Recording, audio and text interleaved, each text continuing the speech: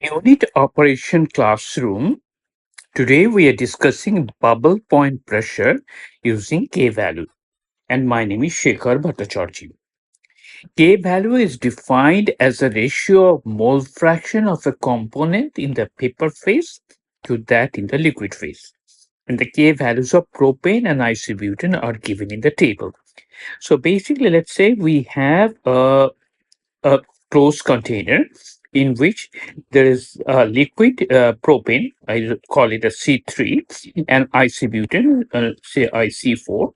And of course, in the liquid, there is a vapor in equilibrium. In equilibrium, when we say phase equilibrium.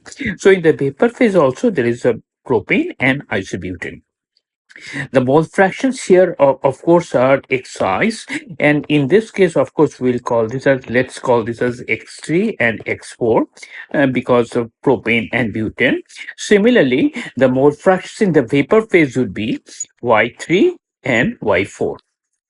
And the Ki is defined as a ratio of mole fraction of the component in the vapor phase to the then liquid phase. So Ki is Xi. So we have K3 that will be equal to Y3 divided by X3. That means the mole fraction of propane in the vapor phase divided by the mole fraction of propane in the liquid phase. Similarly, we have K4 is equal to Y4 divided by X4. Here, 3 and 4 are, of course, the carbon numbers. That's the way we are doing it. So we have to find out the bubble point pressure for an equimolar mixture of propane and isobutane. So in this liquid, we have equimolar mixture. That means X3 would be equal to 0.5 and X4 would be equal to 0.5. Okay. So how do you do that? So for doing that, let us first understand what is bubble point pressure. A bubble point pressure is defined as a constant temperature. So let's say this is at a constant temperature bath here, and there's a piston cylinder assembly where we can actually adjust the pressure by changing the weight on this one. The bubble point pressure of a liquid mixture. So let's say this contains the liquid, and in this case we have propane and isobutane here as a liquid. So now we reduce the pressure. So this is liquid, remember, is the pressure. If we reduce the pressure at which the first tiny bubble appears. So first there will be a tiny bubble at a certain pressure, bubble will appear. In this bubble, of course, we'll still have C3 and IC4. And these mole fractions in the vapor phase within the bubble must be in equilibrium with the mole fractions of C3 and C4 in the liquid phase, bulk liquid phase. Okay. So that's the idea of bubble pressure. So the pressure at which this thing happens at the first bubble appears. So once we do that, the basic idea is that if it is the bubble, then of course the mole fraction of the components must be equal to 1. If we know Ki is equal to Yi divided by Xi, so we can write summation of Ki is Xi is equal to 1. And we know X3 is equal to 0.5 and X4 is equal to 0.5 because this is an equimolar mixture of propane and isobutane. Then, of course, the calculations are easy. I have shown this one in the website here, the detailed calculation, how we arrived at, and we get the bubble pressure as 1316.67 kilopascals. So here, as we can see here, 1316. So the nearest value is, of course, 1310. So C is, of course, the correct option. Okay. So what is the idea? Idea is that we start with the, let's say, high pressure. So we have equimolar, that means equal mole fraction of propane and isobutane, the liquid phase here, and we start reducing the pressure. So at a pressure of 1310 kilopascal, the first bubble appears. That's basically the bubble point pressure for this composition of propane and isobutane. So we got the answer. The answer is, of course, option C. Now, let us discuss some additional information.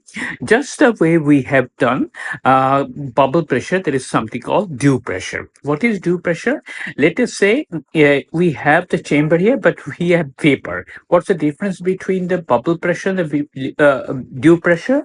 In case of bubble pressure, we start with the liquid and then we start reducing the pressure when the first bubble appears. This is the vapor phase. And we assume that vapor phase summation is equal to 1. In case of dew pressure, what we do, first we start with the vapor. Okay, and then now we increase the pressure. At a certain pressure, the first dew, the first liquid appears. Of course, this liquid will be in equilibrium with the vapor. So here we'll have X3 and X4, and here we have Y3 and Y4. And of course, this X3 and Y3 and X4, Y4, these are in equilibrium, in phase equilibrium.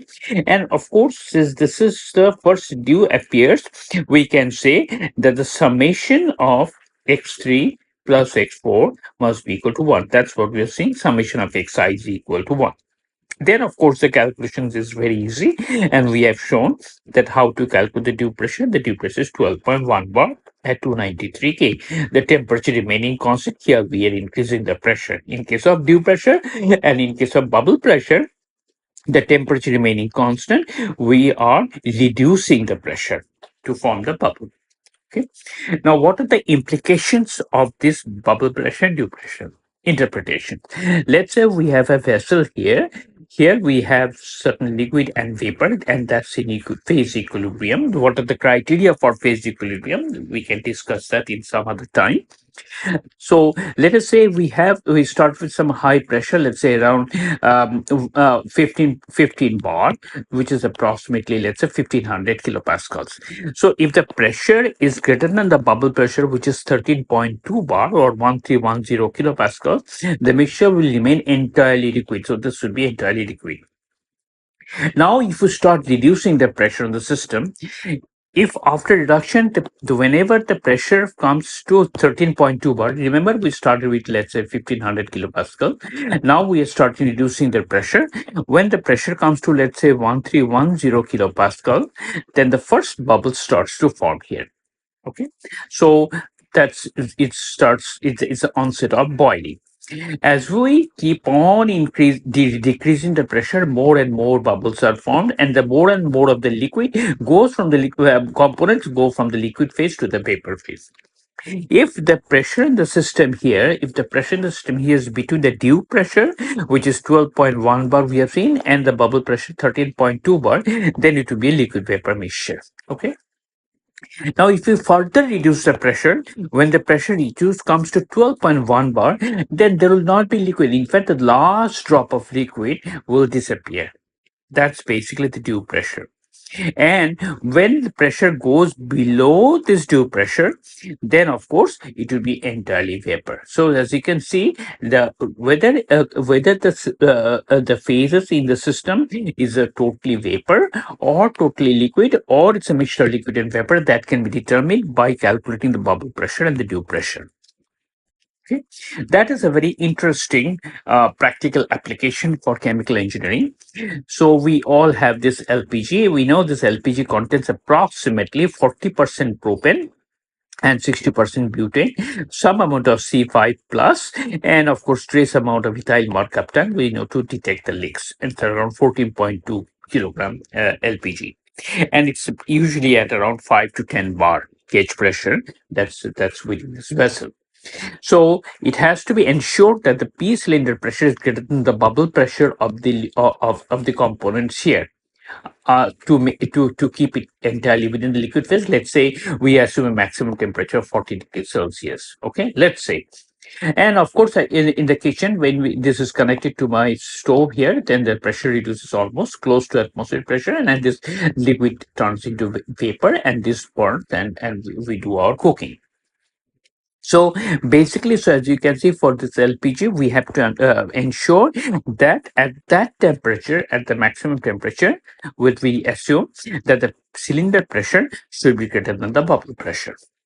That's an application.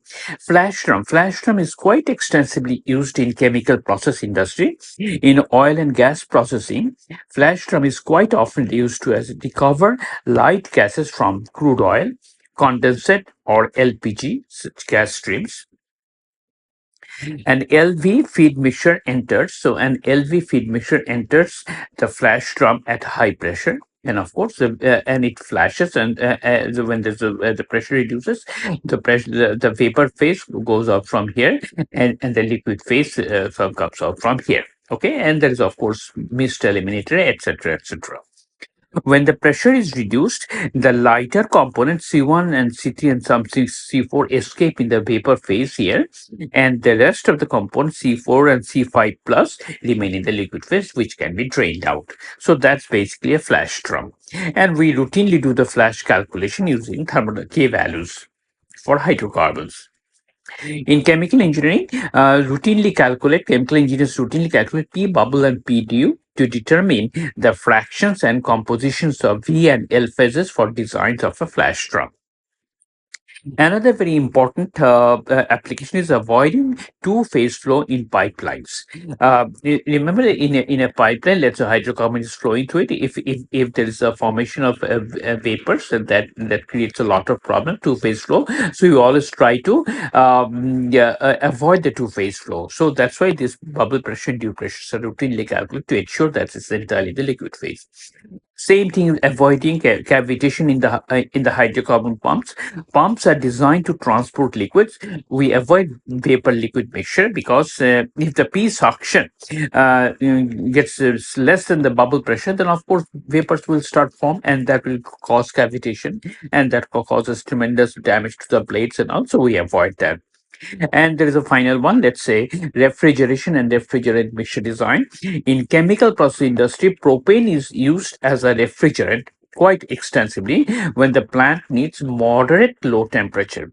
So 0 to 40 degree minus 0 to negative 40 degrees Celsius. R290 is it's called the refrigerant gate propane.